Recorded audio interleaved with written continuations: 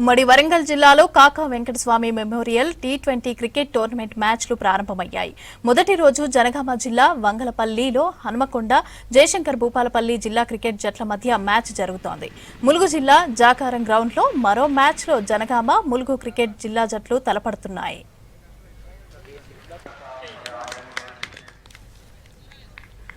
కాకా టీ20 పోటీలపై మరిన్ని డీటెయిల్స్ అశోక్ అందిస్తారు.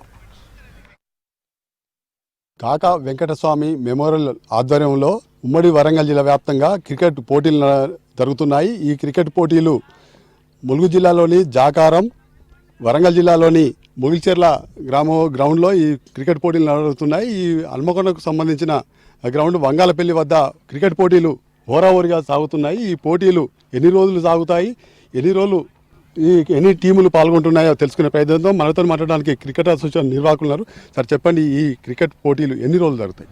ఈరోజు వరంగల్ జిల్లాలో 24, 25, 26 ఈ 3 రోజులలో 16 మ్యాచ్లు ఈ వరంగల్ జిల్లాకు, ఉమ్మడి జిల్లాకు సంబంధించిన టోర్నమెంట్ నిర్వహిస్తున్నాం. వంగాలపల్లిలో వరంగల్ వర్సెస్ భూపాల్పల్లి, వరంగల్ వర్సెస్ మైబాద్ మరియు మొగిల్చెల్ల గ్రౌండ్లో హనంకొండ వర్సెస్ భూపాల్పల్లి మరియు ములుగు జాకారం గ్రౌండ్లో జనగం వర్సెస్ ములుగు, ఈ 3 మ్యాచ్లు నిర్వహిస్తున్నాం. ఇంకో 3 మ్యాచ్లతో డైలీ 6 మ్యాచ్లు 3 గ్రౌండ్లలో నిర్వహిస్తున్నాం. ఈ టోర్నమెంటుకు ముఖ్య ఉద్దేశం ఏంటంటే కాకా వెంకటస్వామి మెమోరియల్ టోర్నమెంట్ 2017లో కూడా నిర్వహించడం జరిగింది. Vivek sir Telangana Hyderabad cricket association అధ్యక్షుడిగా ఉన్నప్పుడు, మరియు 2019లో వెలుగు టోర్నమెంట్ కూడా నిర్వహించాం.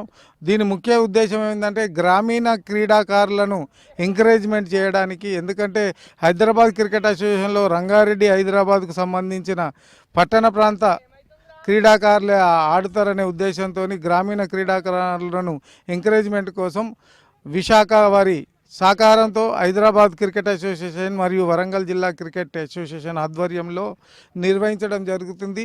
గతంలో 2017లో నిర్వహించిన టోర్నమెంట్లో తిలక్ వర్మ ఈ మహబూబ్నగర్ జిల్లా మరి ఇలాంటి టీ20 టోర్నమెంట్, కాకా టోర్నమెంట్ ఆడే ఈరోజు భారతదేశానికి ప్రాతినిధ్యం వహిస్తున్నాడు. అలాగే ఇంత చక్కటి టోర్నమెంట్ నిర్వహిస్తున్నాం.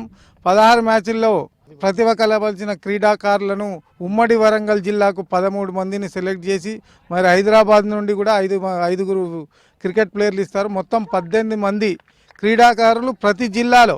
తెలంగాణలో 10 జిల్లాలు ఉన్నాయి. ఆ 10 జిల్లా టోర్నమెంట్ ఫేజ్ 2లో నిర్వహించడం జరుగుతుంది. ఈ ప్రధానంగా ఎన్ని టీములు పాల్గొంటాయి? ఇవాళ ఎన్ని టీములు? మొత్తం మీద తెలంగాణలోని 29 జిల్లాల నుంచి 55 మ్యాచ్లు జరగడం జరుగుతుందండి.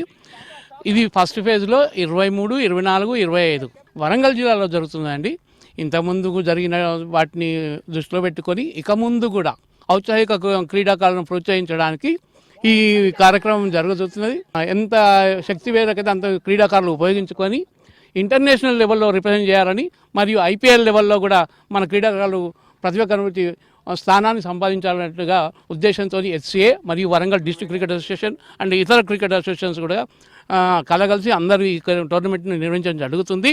వారు తద్వారా ఔత్సాహిక క్రీడాకారులను వచ్చే తరాలకు దేశం, ఇంటర్నేషనల్, నేషనల్ లెవెల్లో కూడా రిప్రజెంట్ చేయడానికి కోరుకుంటున్నాము.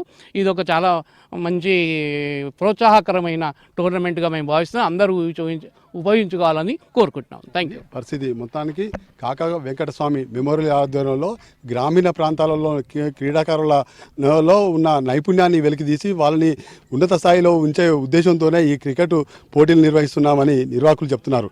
విడిజనల్ రాజుతో అశోక్, విస్క్ న్యూస్, వరంగల్.